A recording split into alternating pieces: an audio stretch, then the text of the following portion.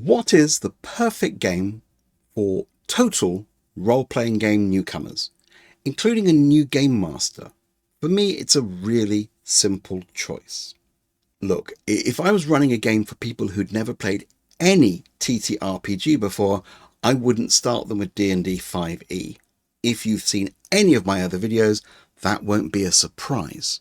But the challenges that entirely new players face are interesting, and the way they shape your choice of game to launch them into our world might be critical. Actually, I have two suggestions, but the other one isn't one I own, so I'm going to come back to that at the end of the video. It's a whole stack of fun though.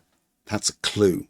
There's been a resurgence in our hobby in the last couple of years, with D&D becoming once again an almost Hoover-like proprietary eponym for the hobby as a whole, as people like me fail to work out shorter ways of saying, yeah, like D&D, but in space, with different dice and actual peril, or like D&D, but you get to play as a dragon, but not as a dungeon. This does mean that some people who like the sound of an evening of being someone else are looking for ways into our hobby.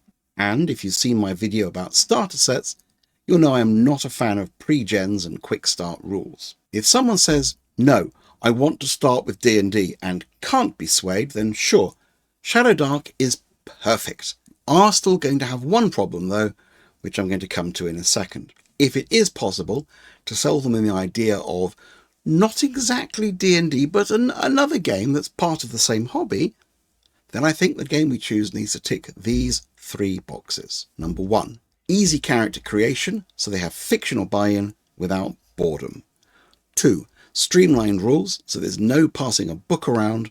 And 3, clarity of world building, so they can easily picture the setting without cross-references. According to perceived YouTube creator wisdom, now is when I'll show you a pixelated out reveal and make you wait, with a list we will go through beforehand. But we all hate engagement baits, so yes, okay, it's Monster of the Week, of course. And it's Monster of the Week, of course, because to my mind, the third of these boxes, the fictional setting, is the one that experienced game masters sometimes forget about. It's why Shadowdark isn't perfect as a first game. The yawning gap between the character's knowledge and that of the players. Look, if you've known what a drow was since you were smuggling your rulebooks into school, then you've probably forgotten just how much of a standard TTRPG fantasy setting is impenetrable lingo to those on the outside. I don't mean understanding opposed role with advantage, I mean high elf. High on what? High up a tree? And why seeing a plushy owl bear in the shops doesn't help you picture a bug bear. Few things slam on the brakes more at the table than players having to ask, what does my character know about this commonly known thing? And worse would be, wait, wouldn't my character have suspected that wouldn't work, even if I had no idea? Yes, I agree. The zoology of a typical Pathfinder, Shadowdark or D&D campaign isn't really any more difficult to handle than that accrued over the whole runs of Supernatural or Buffy or Teen Wolf or The Vampire Diaries, once you get immersed. And that's the thing. If people are told the setting is modern day paranormal detective stroke slayer, then it's more likely they have at least one of those shows as a touchstone. And if not, then the streaming services can help, and any background questions about technology and transport and politics and geography and sport is the same as here. And even only a vague understanding of what is a werewolf from pop culture references is fine. Whereas you know everything a typical resident of the Forgotten Realms knows is of no help at all. So with vampires and ghosts in the 21st century, then what little mythology your character already knows when meeting them for the first time is the same as what the player knows.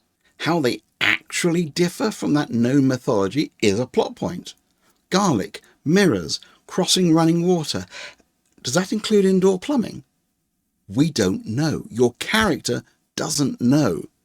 Let's play to find out. Because their ignorance of the threats is in character. We can play into it and play it up. And it's not meta knowledge if they do know stuff too.